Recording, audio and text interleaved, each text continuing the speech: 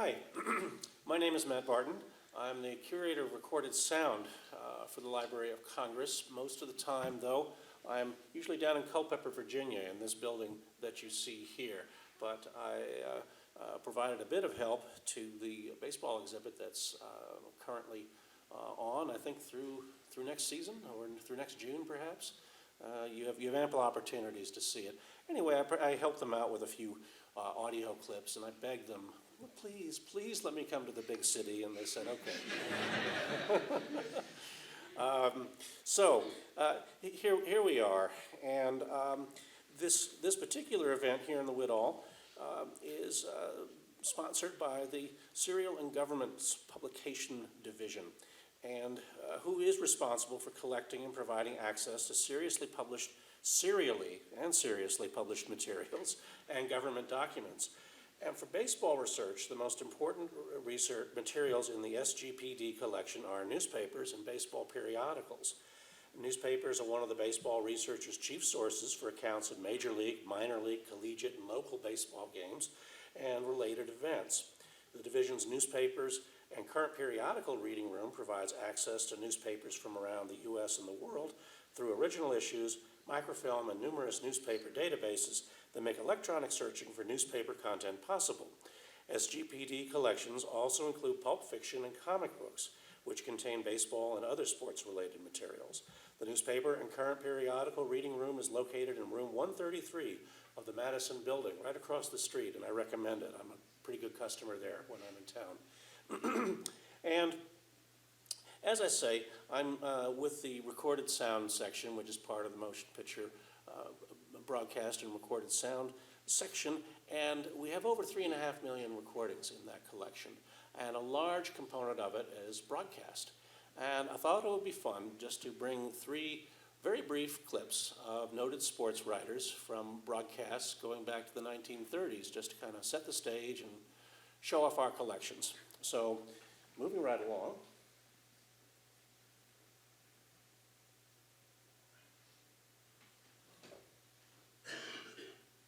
We go. Grantland Rice, who was born in 1880 and was a pioneering sports writer. This is from 1935. He had his own radio show at that time, and he later had one in the 1940s called Grantland Rice's Sports Stories. And as you'll hear, he seems a bit stiff, and that's not because he lacked skill as a speaker. It's because in radio at that time, the networks were scared to death of 2 things. One was running over, and the other was that somebody would say something they shouldn't say. So radio was very tightly scripted, and I think it's quite obvious that he's reading from a script even though he may have written it himself. And he tries to be casual, but it's a little awkward. But here we go. Oops.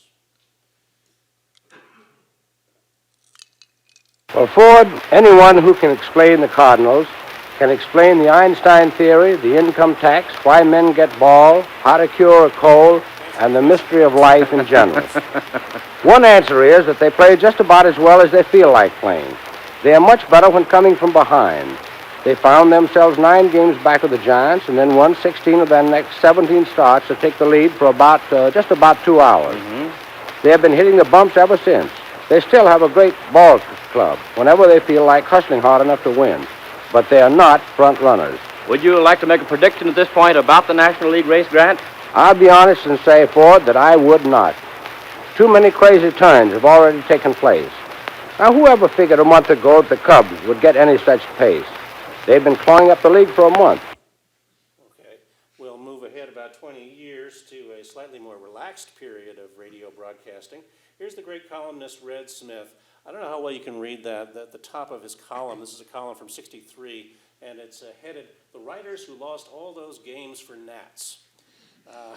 He's writing about the Nats of the 1960s, who were not a great ball club, but he's sounding off on something that, I don't know, you all must have dealt with at some time or another, the management of the club objecting to the negative coverage they were getting from the press. So, but that's not the subject of this clip. The subject is Connie Mack at a game that Smith saw where 2 men wound up on third base. The A's started making a perfunctory argument for a double play.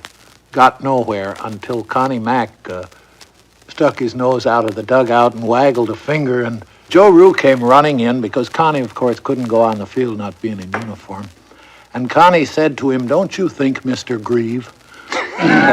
Although Willie Grieve was not any of the four umpires, don't you think, Mr. Grieve, that the minute that man went out into third base, Boudreau had passed him on the baseline and so was automatically out? And of course, that man was tagged out in left field, so it's a double play. Joe Rue said, "Thank you, sir." And there were 10,000 people in the park, and it tickled me that Connie was the only man who could call the play right and the umpire's name wrong in the same sentence. He had that he was a...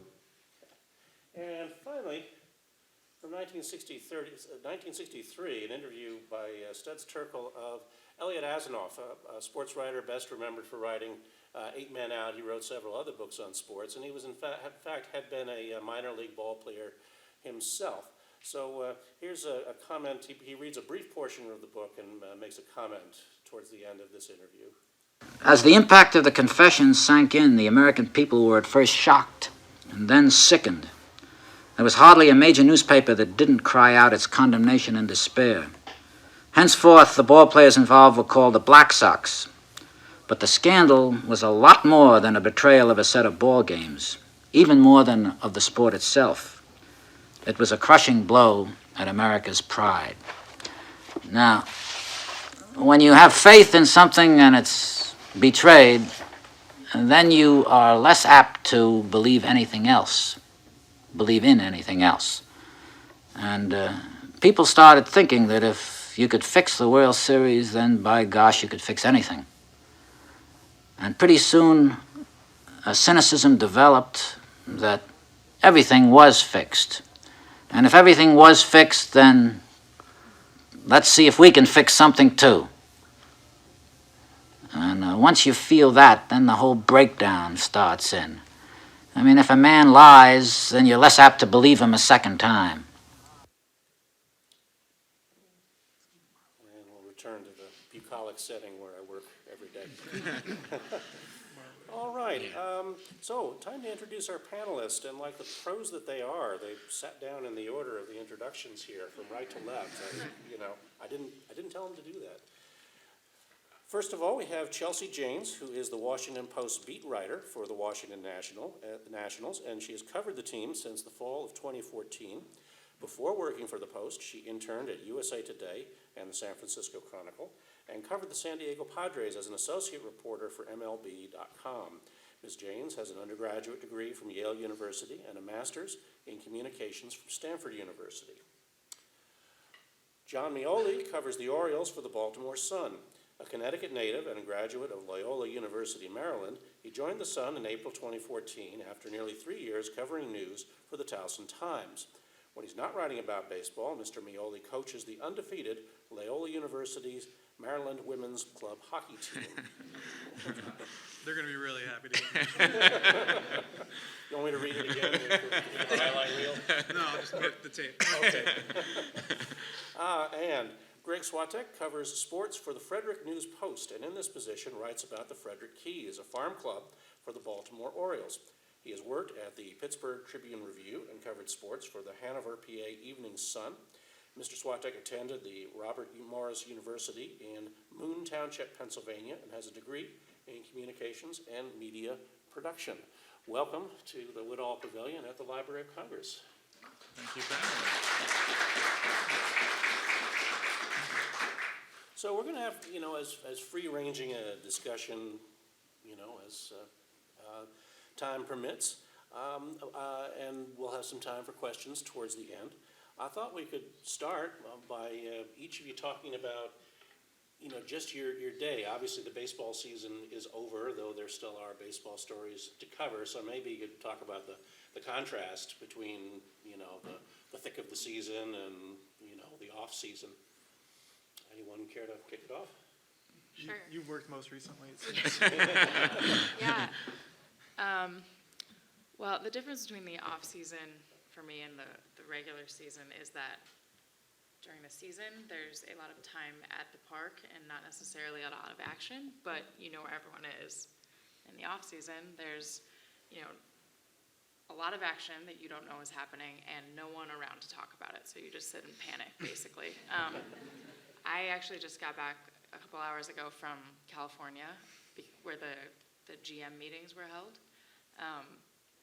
And those and the winter meetings are like the highlights of the off season and basically consists of just widespread professional loitering. Like everyone just stands around and we try to get people to tell us things they don't want to tell us, or they try to get us to write things that we know probably are helping their cause, but no one else is. So it's one of the questions people ask the most is like, what do you do when the season's over? And it's mostly sleep and just panic that you're missing something. So especially when Bryce Harper's a free agent.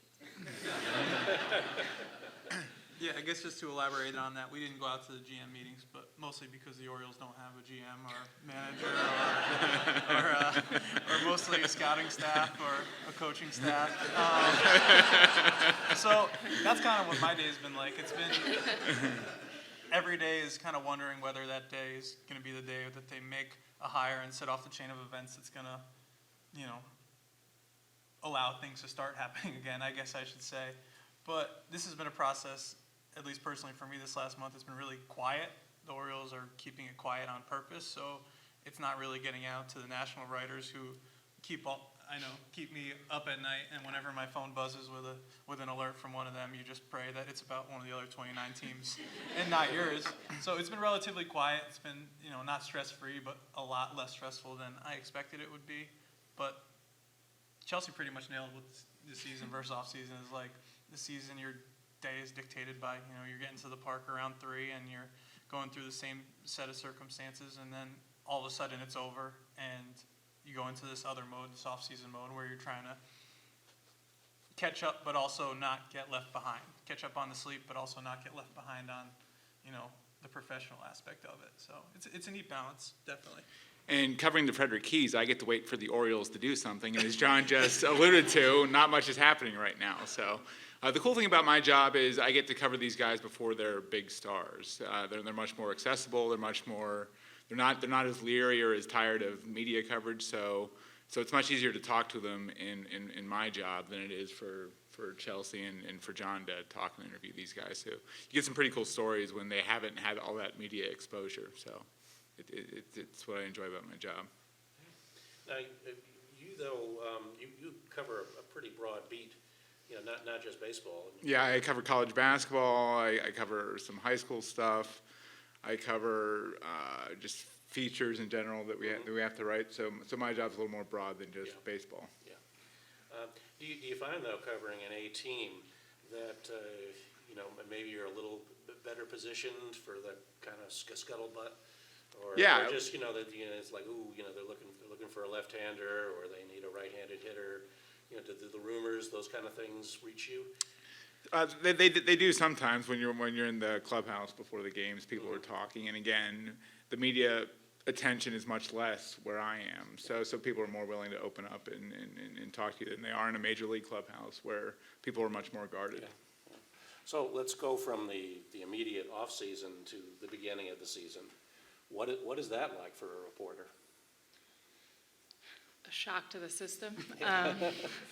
Yeah, spring training is fun. I think it's not quite as kind of accessible as you probably experience, but I think everyone's like a little calmer, and no one's totally stressed out yet. They're in Florida or Arizona, so I think everyone sort of eases in together, and it's it becomes every day right away. So I think everyone sort of deals with that. Oh my goodness, here we go.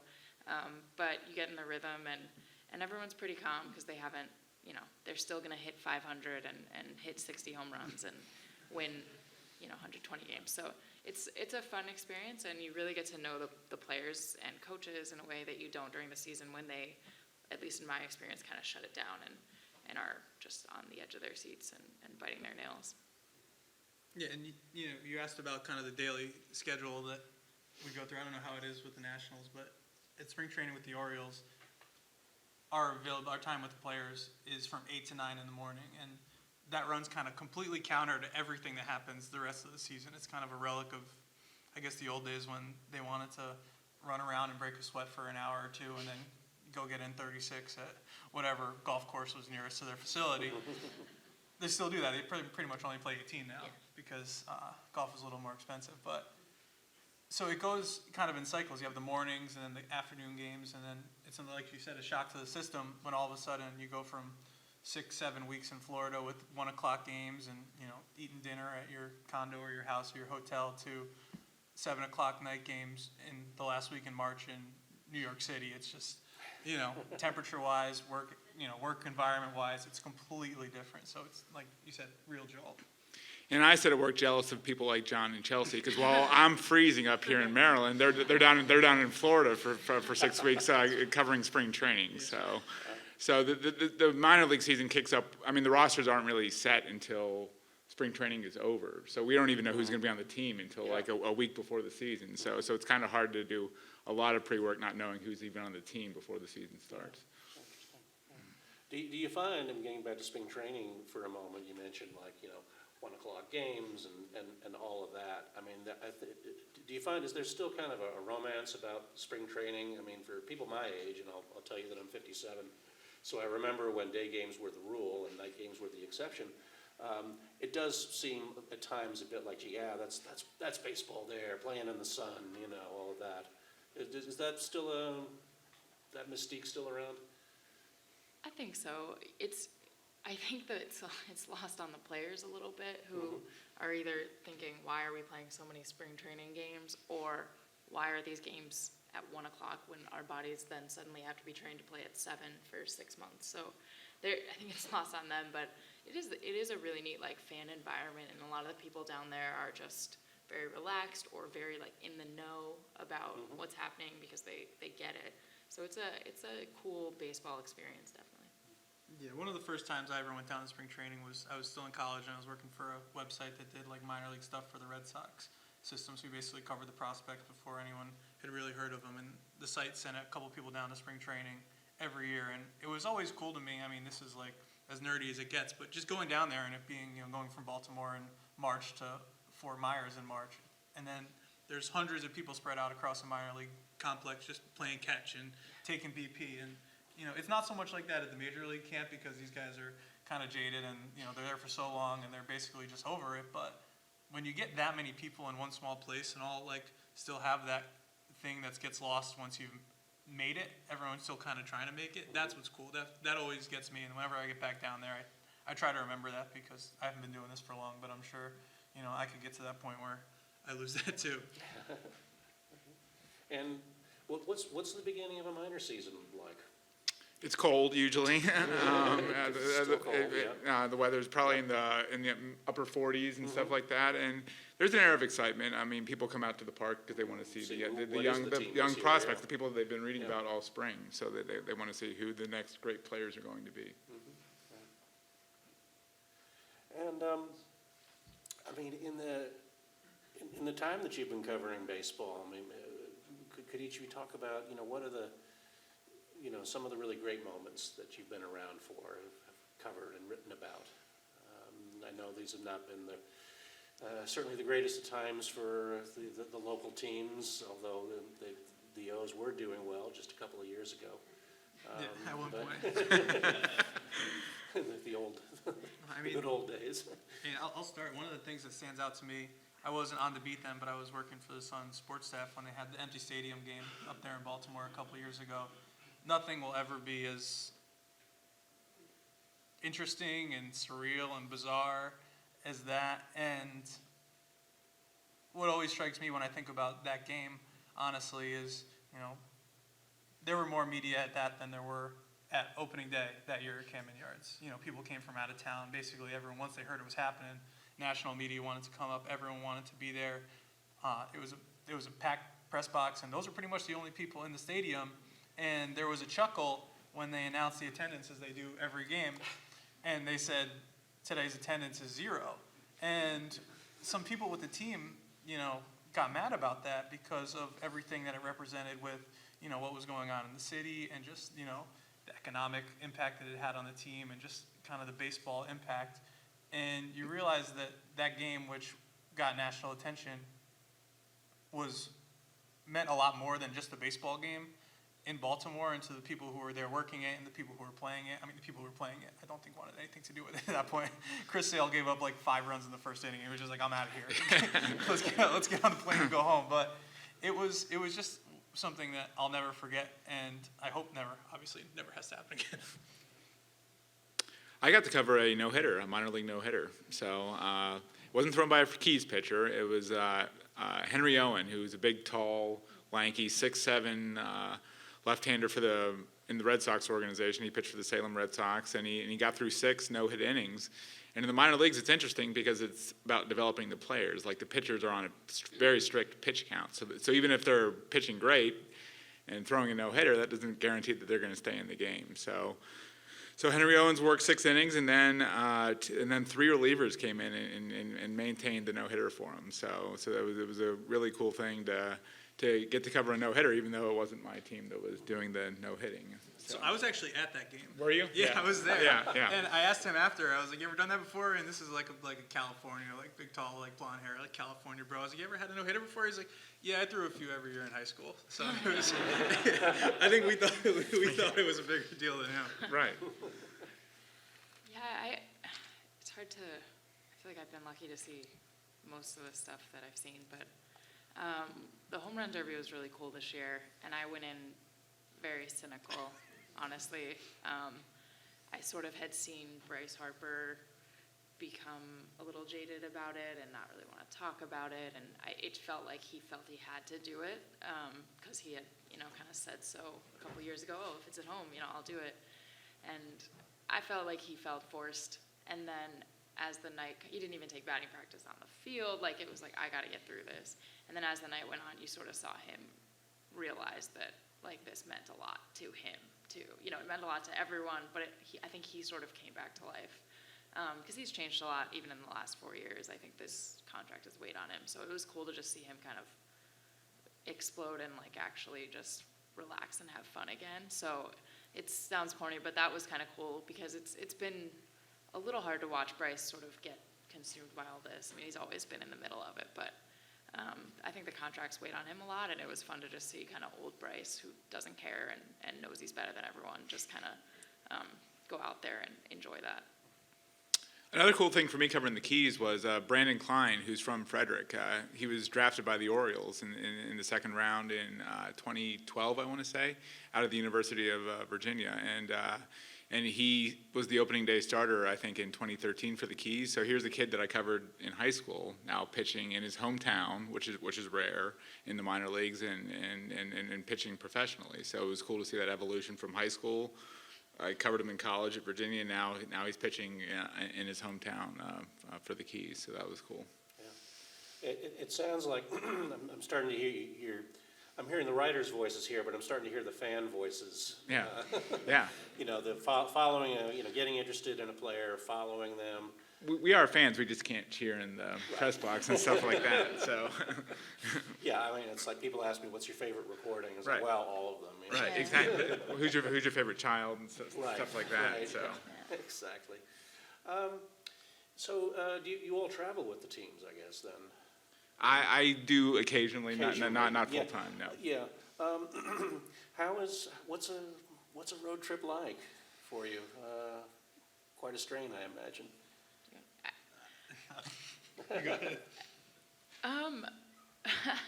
It's an experience. So like we don't fly on the team plane. The TV people do, but we're not on that level, which I think is good.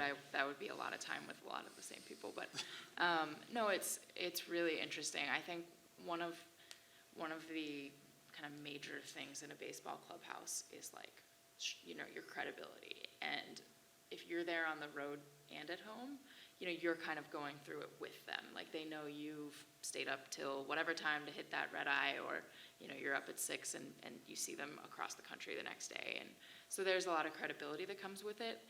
And you sort of, get to see them in strange elements. Normally you're not running into them on the street here, but you get in the Starbucks line in X city and you kind of say, you do the like, hey, I don't see you, but I see you. So it's really cool. And I've been in a Chipotle line with a Nationals player while someone in that line was wearing his jersey and didn't realize he was there. So I kind of like was like, and he was like, so it's stuff like that where you realize how cool it is that you know these people on this level that you almost take for granted seeing them in that setting. But I don't want to call it bonding, but there's a certain shared experience that comes with being on those road trips, although they are long, and usually by the end of them I have to sign off Twitter because I'm tired and cranky. So. Yeah, you mentioned the shared experience. It's interesting now to see, as players put out like everything that they do on all their social media, that you're doing the same things most of the time. Like if you're going to a certain city that has, in Cleveland, they're all riding around on those scooters that are everywhere and going to the Rock and Roll Hall of Fame. And, you run into players at like the Negro Leagues Museum, stuff like that. But the biggest difference in terms of work environment in home versus road, the road has a lot more going with it. I live 10 minutes away from Camden Yards, so I could get to the park at 3 o'clock and leave my house at 2:45, and there's none of the extra stuff, but there's a lot more people around. It seems a lot more intense. The road, I don't know how it is for the Nationals, but we don't really travel with a lot of Orioles writers, so you really, if everyone allows it and, kind of stays in, if we all stay in our own lane and don't overlap in what we're trying to do, or get into the petty grievances that can develop in a baseball beat, you can kind of just get your work done and be a little more relaxed during the game on the road. It's just all the ancillaries, the early morning wake-ups, the travel, the hotels that can get a little bit of a grind. And interesting, oh, sorry. No, go ahead, Chelsea. And just on that point, the players often, at least for us, hide at home because there's more cameras, there's more people. So they're, in the training room when they're, they're taking their time with their food where you can't talk to them. So a lot of them are more willing to be out there on the road and at their locker just because there's fewer writers and no TV cameras, and the writers that are there, they know very well because they're with them every day. And it's just as simple as they don't know where to hide there. That's true. Also true. Also true. It's interesting because in the minor leagues, it's mostly small towns. They don't have major airports to fly into. They don't have extensive restaurant selections. So it's mostly small towns. You're on a bus. Most of the time, the players are on a bus. Some of the trips are really long. I think from Frederick to Myrtle Beach, it's a 10-hour bus ride, and you're getting in at like 6 or 7 in the morning. So This is the Carolina League. Yeah, the Carolina Is League, Frederick right. The northern edge of that? They are on the northern edge of it, yeah. So it's just a lot of small town traveling, bus rides. You don't know where your next meal is going to where you're going to go to eat and stuff like that. So it is interesting traveling in the minor leagues. Yeah. Wow. What's a game day like at home, though? If you have a big day or evening, I imagine with the day game you've got less time to prepare. But Yeah, so I guess a typical night home game for the Orioles, we would get access to the players from 3:10 to 4 o'clock, and they're arriving at that time. Some of them are already there, but they're mostly trickling in and eating, doing all to early work. We would have the manager's press, when Buck Showalter was a manager, I don't know how the new guy might do it.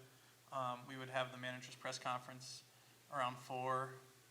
So then we basically get 4:30, 4:45 if we wanted to go out, try to get people on the field during batting practice.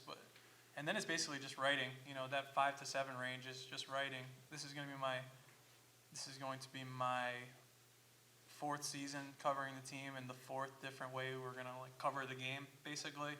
So we basically made it so we have a pregame story and our full notebook all before the game, and then you write about the game after. So basically just adding an element because of when our paper goes to print and deadlines, making sure that everything, people who are subscribing, regardless of the deadline, get everything that's accounted for. But basically you spend most of that pregame time just writing, and then you kind of decompress and the game starts, and you start back up around 5th, 6th, 7th inning, depending on how it's going. So I think that even 5-10 years ago, that pregame time might have been more downtime. Now it's almost when I do the bulk of my work. I don't know how it is for you. Oh yeah, very similar, and it's also funny. The routine is so entrenched that night games, we get there at the same time, the players get there at the same time, so that, I know who I'll see walking in, if I'm 5 minutes later than usual, because everyone's just so, on their routine. And then when you have a day game after a night game, you're kind of wiping stuff out of your eyes, trying to like get your coffee, and you run into them at Starbucks because they're doing the same thing, and it's so funny. Like, the rhythm is just so set that you know exactly who's going to be where, who's going to walk in late, so it's the writing rhythm is very similar to, I think, what they go through, in that it's just every single day to the point that you don't have to think about it. And if there's like a 3:05 start, everyone's like, oh my gosh, when do I get to the park? You text people, remember it's 3:05, because your body is just so geared toward 1 and 4 and 7, and any change to that just absolutely messes with everyone.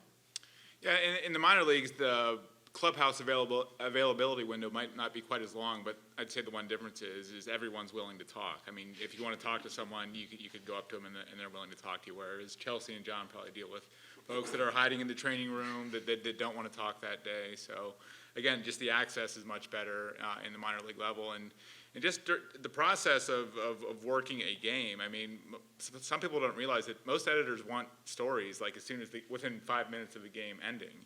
Well, I'm sure John and Chelsea have horror stories about this, but if there's a dramatic change in the bottom of the 9th inning, and you're ripping up your entire story on deadline and rewriting your entire story on deadline, it can get tricky sometimes. Yeah, So. that actually reminds me of a story that Chelsea wrote in August when the Nats had played just a beautiful game against the Cubs. Went into the... Oh, you remember it too. This entire I mean, so I can just imagine, the entire, the tone, the arc, everything had to change because it ended with a grand slam from the Cubs. And right before that, I was watching that, and I turned to the other writers, and they're freaking out. They're like rewriting, and I'm like, look, there are about 60,000 different things that could happen, and only one of them ends this right now, and it happened. and I admitted that to everyone involved later, but there are times you just don't know. And I think it was 4 years ago, Scherzer threw a no-hitter in the second game of a doubleheader in the rain, the day before the last day of the season, when I think there had been a choking before that, or maybe to come, and then Matt Williams was going to get fired, and we all knew it. So it was like this crazy week where you're thinking, we can't deal with one more thing, and it gets to be the 5th inning, and I'm like, no, Max, this would be great, but I just can't today. And so we're in the, it's the 6th inning. I'm like, he's not gonna do it. He's not gonna do it. And that's a terrible attitude, but it never happens, right? He does that all the time, and I'm like, you wouldn't do this to me. So he gets through the 7th. I'm like, oh my gosh, here we go. And so, I send the story. It's like frantic. It's probably not very good. Max is extremely happy. He has some drinks before he comes to the press conference. And Saturday's deadlines are earlier. So I'm sitting in this press conference with, very happy and well-hydrated Max Scherzer, who's taking his time, and I get a text from my editor that said, call me now. So, I finally get out of there. I'm like, hey, we just finished up. It's going to be a while. He's like, no, it's going to be 10 minutes. And I said, no, I'm still downstairs. He's like, you're giving me this in 10 minutes. And it had been truly a terrible story the first time around. It was rushed and unexpected. So I ran upstairs and probably swore at everyone in my way and tried to give him something in 10 minutes. And I cannot read that story because I'm so afraid of what it actually looked like at the end. But it was pretty funny. I told Max about that later. He's like, yeah, if you told me, I would have taken longer. So. I mean, the nice thing is we do get to rewrite the story for later editions and for the website too. So it's a better finished product by the time the process is over. But that first draft can be pretty rough sometimes. Right. So there's there are the games where everything changes at the very end. But also, John, you wrote a piece about the last day of, Buck Showalter's last day managing the Orioles. Very, very good piece, very interesting if you want to look it up online. And you must have known that was coming, though. Yeah. I mean, it was actually one of those awkward things. he didn't want to talk about it at all, that whole leading up to it, and after he didn't want to talk about it, and it was one of the more bizarre moments I've ever been a part of. Like, after we got all the players, Adam Jones talked about how nice it was, everyone cheered him, they basically made the whole day about him, and that was what Buck Showalter wanted. He wanted it to be about Adam and all the time he gave to the Orioles, but some of the writers wanted to, like, go into Buck's office and say goodbye, but, like, because, like, nobody really knew what was going to happen, and, like, it might have, everyone kind of expected what was going to happen, but nobody knew for sure. So we're all waiting, this is a Sunday, 3 o'clock game, like, everyone wants to just get out of there. It's played 162 games. So we all just kind of went in there, and nobody actually, like, started the conversation.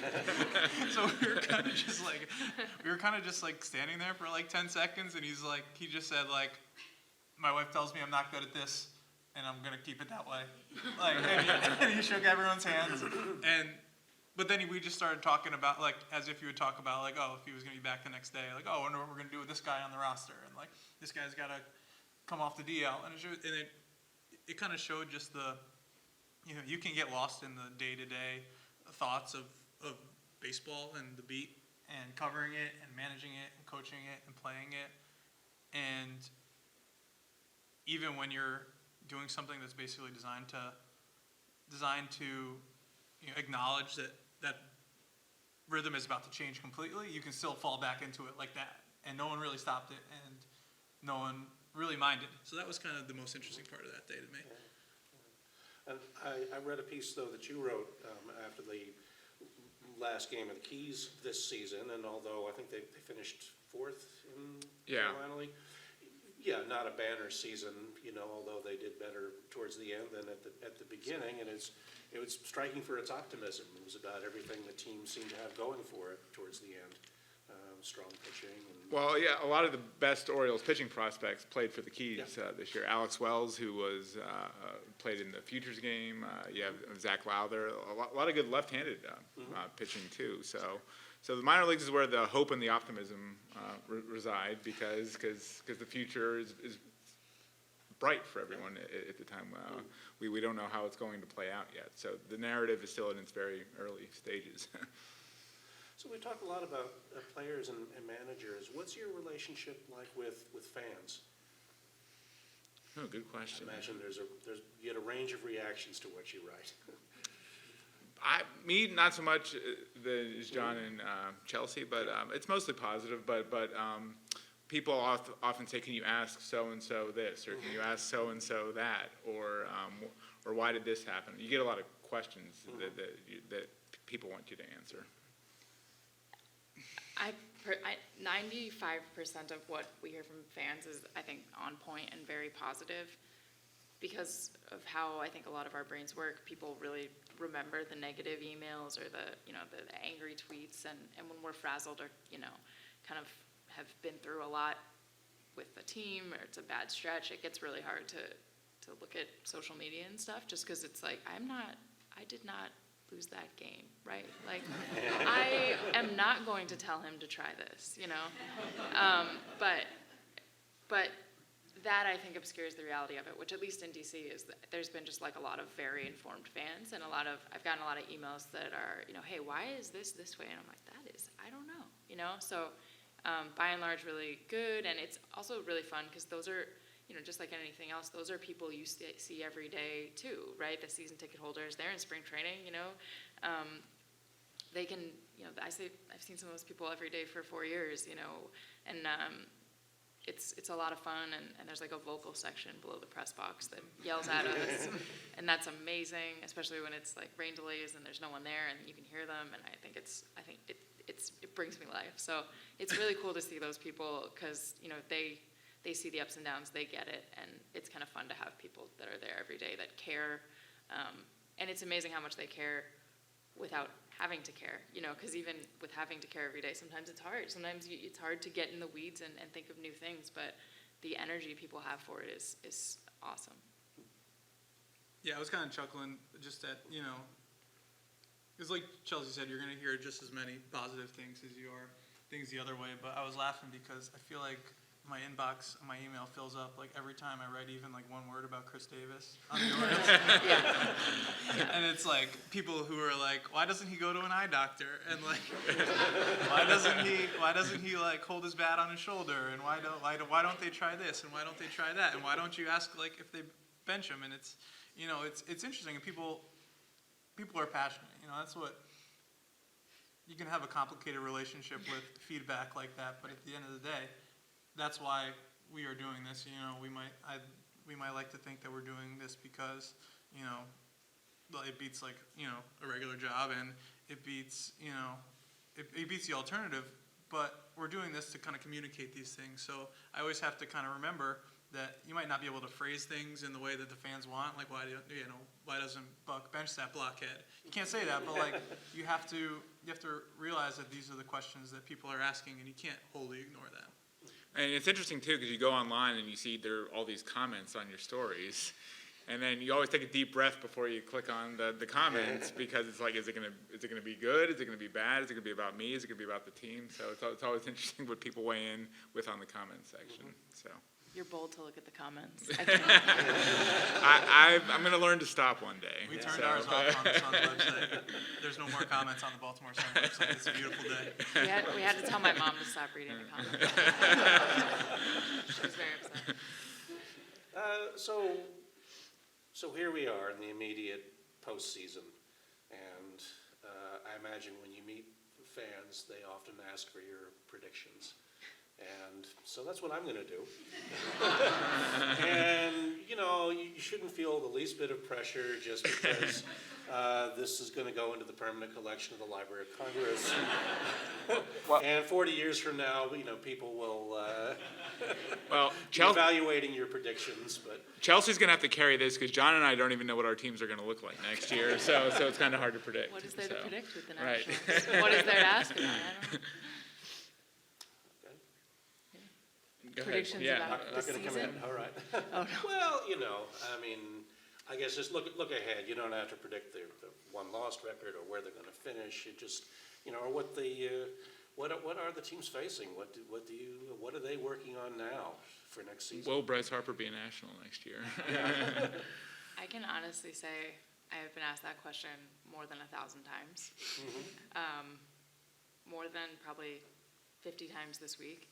And my answer has changed almost every day. I think like and I hate predictions. I liked hearing him say, you know, I would not like to give a prediction, Right. you know, because I never want to, and we have to do media predictions every year. And, you know, they post them after the season. They always look absolutely terrible, and I just can't do it. But with Bryce, I've been trying to do it for 3 years, I feel like, and will he be a national next year? No, is my prediction. I don't. Yeah, no. And I think I've said that more often than not, but I've also hedged a lot. But no, I'll go out on a limb for posterity and say St. Louis Cardinals. Okay. That's a good one. Yeah, By the way, in case anybody is wondering, in 1935 it was the Cubs who got the pennant and not the Cardinals. So. I was laughing at like somebody on sports radio like questioning athletes' effort 90 years ago too. That's kind of how it goes. That's kind of how it goes now. Not a lot's changed. In terms of prediction for the Orioles, it's going to be a rough couple of years as they kind of figure out how to. I mean, the rebuild is the word, but they have to modernize pretty much everything in the organization. They took money from every facet to build a major league roster that they thought could contend, and they made the playoffs twice. And, you know, if Buck Showalter had used Zach Britt in the wild card game 3 years ago, they might have made a run there. And if they didn't run into the Royals in 2014, they might have made a run there, but it didn't work out. So it's going to be a lean few years, but I'm interested to see how much of what's worked around the game and in the last decade or so is applied here, and how much of it works under this size market circumstances. I mean, it's almost as though, you know, I was living in, I'm from the Boston area, but I was living in D.C. when the Nats arrived, and it's almost like, you know, as old a franchise as the Orioles are, you know, they're kind of starting from zero, reinventing the wheel for the team. Yeah, and I was looking at it when the Astros were in town the last week of the season. It's a team that's held up. They basically tore it down to the studs and made a lot of high draft picks and invested a ton of money in their farm system and analytics.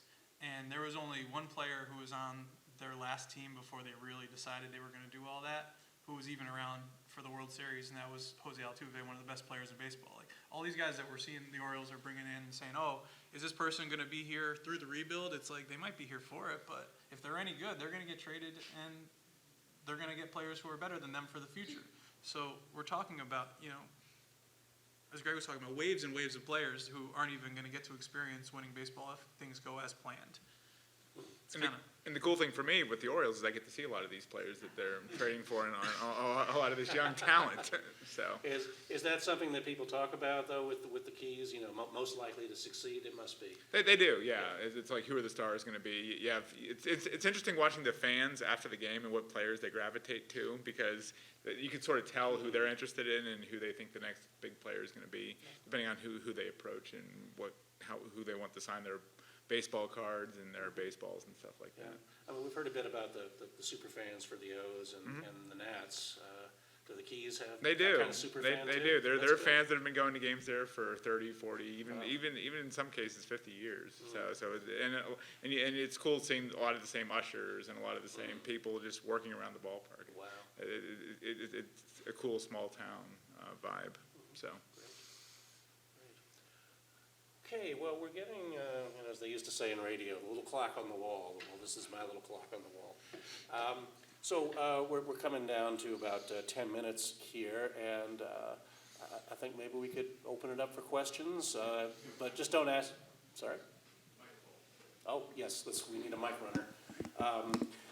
Just don't ask them to make predictions. I made that mistake for you. Yeah, that's all. Right. Who's first up? Start in the far left, my far left over here. There you go. Hi. Obviously, since like Grantland Rice and the old days, sports writing in general has changed. Any broad comments about the scope of that from like Ken Rosenthal's site, The Athletic, which is behind a paywall, versus like SB Nation, which isn't, versus the dailies, which you work at, and just your thoughts on, how a fan necessarily reads about their team? It's just much more instantaneous. I mean, you're kind of glued to your phone all the time, waiting for things to happen, or you're on the phone trying to break news and stuff like that. It's just a much more 24/7 world that we live in. That's the biggest difference to me. So, I think that through all those things, the keys that I think distinguish, some of the, I guess, legacy media and the newer stuff, and even something like The Athletic, is it really comes down to access and presentation.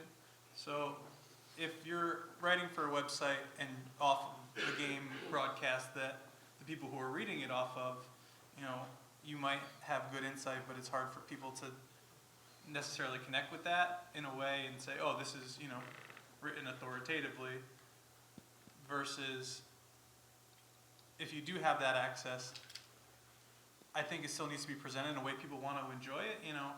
I know that we have to source stuff and we have to cite it appropriately, and our papers have standards, but you still want to write things and present them in a way that people enjoy. I hate reading things that are bogged down. It might make it feel like, oh, this person has sources because they say it in every sentence. Like, it's not a fun read. It's not a fun, reading experience, and it's probably not as fun of a writing experience. So I like to try to remember that. I guess it boils down to I just want to read what I want to write, or write what I want to read, and I try to use the access and the privilege that we have of covering it to make it so that people feel that way too. Yeah, I think also something, a lot of the blogs, don't get the same access at Nationals Park, which is fine, but some of them are very diligent and would know more than some of the people that do get sent there. But what's really, I guess, interesting about the dynamic is that there are a lot of sources online or trusted people that don't have the same accountability standards as some of the like as you phrased it, legacy media. So, you know, if a rumor gets thrown out there, you know, we have to chase it and say no when we already know that it's not true, but it's a response we have to make. There's an awkward and uncomfortable shutting down of other people's reporting that happens, and it shouldn't get there because there's no reason to have wrong things, but you know, I could never just kind of say I heard X thing if I wasn't 100% sure, and even when I am 100% sure, I am terrified that I'm wrong. So it's really interesting how kind of they set the agenda sometimes, but yeah, like you said, it just makes it more, I think, a lot of responding to things, and Ken Rosenthal just, you know, I don't know how that guy sleeps, but but yeah, people like him push everybody else, and he's incredible. He's a great person, and it deserves every scoop he gets because he works so hard, but he sort of forces all of us to follow suit, and in a way that I think is good.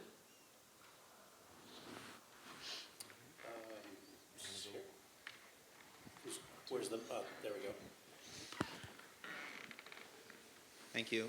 Chelsea, you just recently broke a story 2 days ago about the offer that the Nats extended to Harper, and I'm wondering for each of you, like that was, so you got that information from a source, and I'm wondering how each of you cultivates the relationships you have with your sources over the course of the seasons to make those types of stories. I think I did it really slowly. I wouldn't even say that I don't feel like I've cultivated enough sources, but I remember when I first came on the beat, I was very demoralized because no one would tell me inside information right away, you know, and then eventually I sort of realized, well, they're probably not going to do that by me, you know, asking them a lot of questions or, you know, kind of getting in their face. It's if I'm there and I don't bother them every day. If I'm there and I kind of can talk to them about other things, that they realize I'm not just here to, you know, mine them for information that will help me tweet something first. So it was a lot of long game for me, and patience, and just building trust, truly, you know, having someone slip and say something they shouldn't have said, or tell me something and then say, hey, that's off the record, you know, and say, okay, but I'm going to come back to it, you know, and just kind of making sure I'm trustworthy. So, yeah, that I had the number for a while and had to confirm it.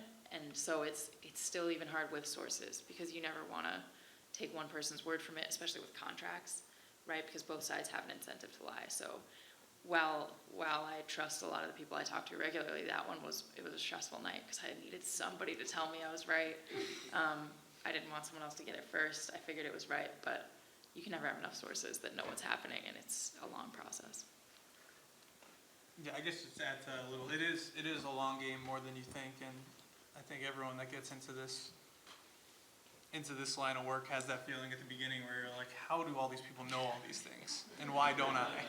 And it takes building that trust, and it takes, you know, doing the kind of work that it's not just, you know, you realize that your communication with these people who are going to talk to you aren't just the phone calls and the texts and the, you know, walking into each other, you know, outside the clubhouse. It's what you put out there on a daily basis. I think that's what I've learned, especially recently, is that people know who's writing what, and they know where it's coming from, and if you're able to communicate what you know and how you know it in a way that might also give some deniability to whoever's saying it, that makes a big difference. Yeah, I would just add, it just starts often with just an informal conversation about everyday life. Hey, how's it going? Or what'd you do this week? Or just little small steps you take lead to bigger relationships, and could provide some valuable information for you down the road. You just have to be patient. It doesn't all happen every day or when you want it to happen necessarily, but if you take that time to build a relationship, it will be there for you when you need it. Okay, We're running short on time. I know we have at least two more questions. On this Where's side? the microphone? There we go. You was someone in the back. Did you have a question? Okay. There you go. So you, and then you, sir. Thank you.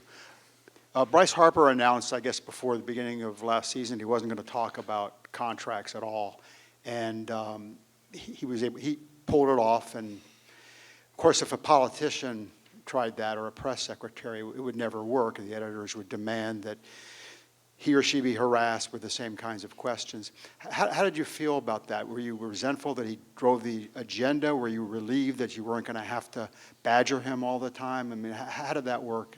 How did you feel? I know why that was a big deal, but I think for me, it didn't change the reality much. Bryce had dodged those questions for a long time. So it was sort of like saying, you know, we weren't going to hear Bryce say, "Oh, I'm focused on right now," 60,000 times. So, but it was off-putting because he said, I'll walk out of the room. It's like, Bryce, it's okay. Like no one's trying to catch you. If you don't want to talk about it, we'll respect that. But it was like you say, a strange dynamic because our job is to ask him over and over. But I think if we hadn't, if it were sort of a lesser guy who hadn't been in the center of that for a long time, who hadn't said, "I'm focused on right now, I'm a national right now" for so long, then maybe it would kind of terrify me more. But in that case, I knew I could have told you Bryce Harper's word for word answer to that question. But we kind of knew that, but visiting media didn't. So it was funny to watch New York reporters and stuff come in and try to get him to answer. Like someone went at it, they got creative. Somebody's asking him, "So you like your beard, huh?" Because the Yankees don't allow facial hair. And he was like, "What? Like, what do you?" And then he figured it out, and he was like, "No." But it was really awkward in a way that was greatly amusing to me. So, but it was a strange dynamic for sure. And you started to notice him slipping at the end of the year, though, too. And it was almost like he was kind of slowly breaking into answering those questions more. But I remember the day that was declared, I was like, all right, well, I guess I just will say Bryce Harper declined to comment, a million times. So we kind of had. Thank you. I don't want to. We kind of had the opposite of that in Baltimore with Manny Machado, who welcomed that attention and those questions often and in every city that we went to. They went to New York the first weekend of the season. It happened there. When they went to Los Angeles to play the Angels at the beginning of May, it was right when whichever Seager they have, Corey Seager, got hurt. So the Dodgers were off that day, so all of LA media was there asking Manny. And that one he played like he had no idea. But then it happened again in Chicago at the White Sox when the Cubs had an off day, so all of Chicago media was there. And Manny showed up in like a $2,000 Gucci sweater and wore sunglasses for the interview and was talking about how he might like to play in Chicago. And it happened again in Philadelphia. It pretty much happened everywhere where there's a lot of free agent, there's a lot of free agent money. So it was interesting to see him. I think our columnists wrote at the same time, look what's happening down there. Like Bryce Harper just said he's not going to do it, and he hasn't done it, and it's not a circus. But on the flip side, for me, like the first day of every road trip can be a little hectic, and if you know that Manny Machado is going to get asked if he wants to play for the Cubs next year, right when he walks in the door, that's an easy story, and you just kind of run with it and say thank you. Very true. And people always want to talk to me, so I don't know what John and Chelsea are complaining about. So. Okay, well, one more over here. Sir, you get the walk-off question. Thank you. It's on. I got here about a half hour late. I got stuck in traffic in Route 50 as I'm coming in from Annapolis. So this question may have been asked or you may have discussed it. Being sports writers now for big city newspapers, or in the case Frederick. We like to think of ourselves as big city, so. What is the, normally what would be the projection of what your ambition would be as to what you aspire to, in light of the fact that newspapers have so much economic pressure that they've had to cut back? One region in Cleveland either, which is the largest newspaper in Ohio, does not publish home delivery every day of the week. It's only like 4 days a week, not including the weekends. So that's one question. The other one is, being a Cleveland Indian fan, and my generation, people from Northeast Ohio, just want to live long enough to see the Indians win the World Series. And unfortunately, I think the window of opportunity is closed shut. Their best chance was in 2017.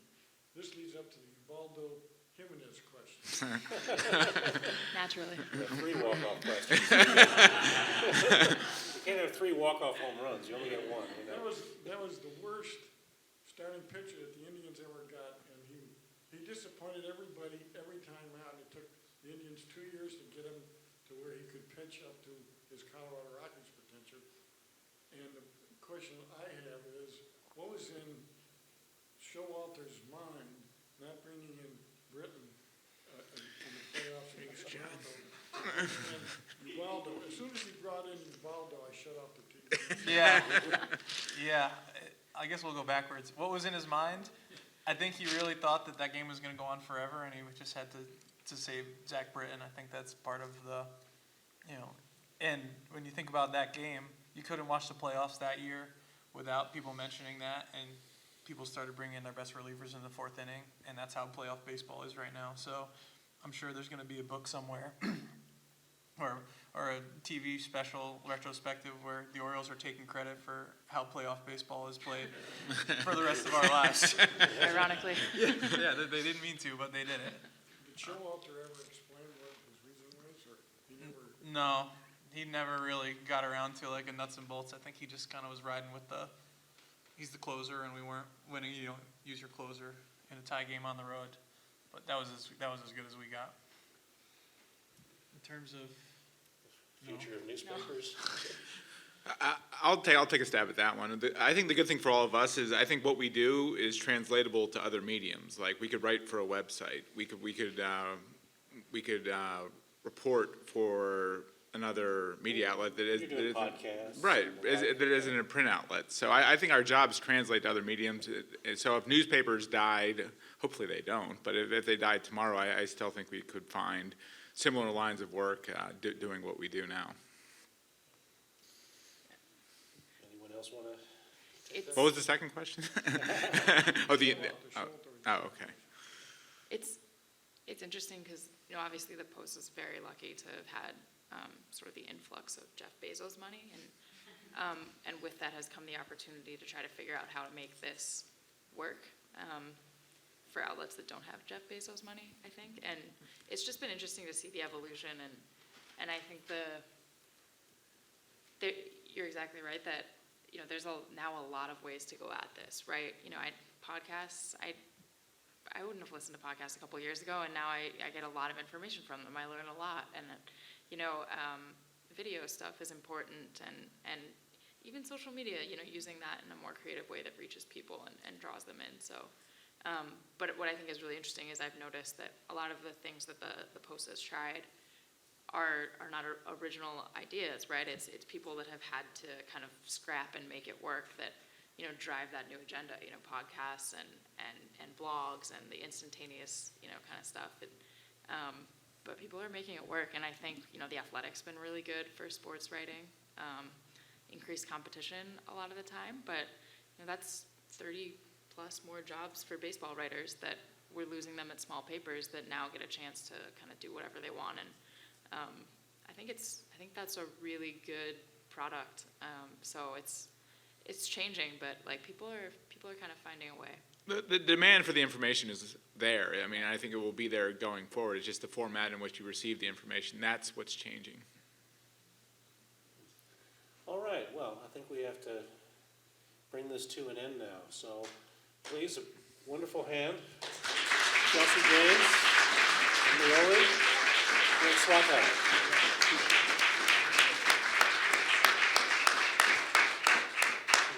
Thank you all for coming. Please go see the baseball exhibit if you haven't already. And if you don't have one already, go across the street and get yourself a reader's card for the Library of Congress. That is your key to the kingdom.